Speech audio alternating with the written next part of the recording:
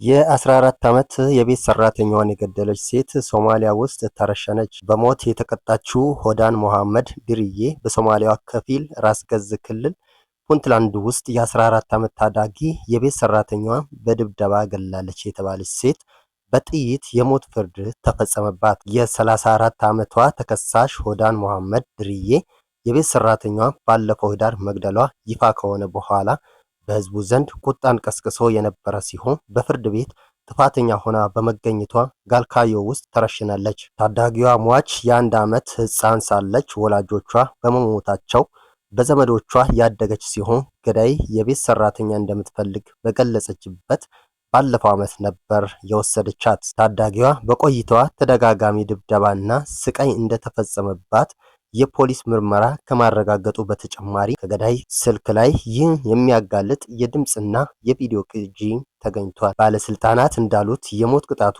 የተፈጸመው የሟች ቤተሰቦች የገንዘብ ካሳ ሳይሆን በፍርዱ መሰረት ተከሳሿ እንድትገደል በመጠየቃቸው ነው። ይህም በግዛቲቱ ውስጥ ተግባራዊ በሚደረገው ኢስላማዊ ህግ መሰረትነት መሆኑ ተነግሯል። የሞት ቅጣቱ በሚፈጸምበት ወቅት የሟችና የገዳይ ቤተሰቦች በስፍራው እንደነበሩ የግዛቲቱ አስተዳዳሪ ተናግረዋል። የፑንትላንድ ባለስልጣናት እንዳሉት እንዲህ ያለው የሞት ቅጣት በሴት ተከሳሽ ላይ ሲፈጸም ከ10 ዓመታት በኋላ ነው። የመጨረሻው የሞት ቅጣት የተፈጸመው ከ13 ዓመት በፊት አንድ ታዋቂ እስላማዊ መምህርን በመግደል ውስጥ ተሳትፈዋል የተባሉ አንዲት ሴት የምትገኝበት 13 የአልሻባብ አባላት በተረሸኑበት ጊዜ ነበር።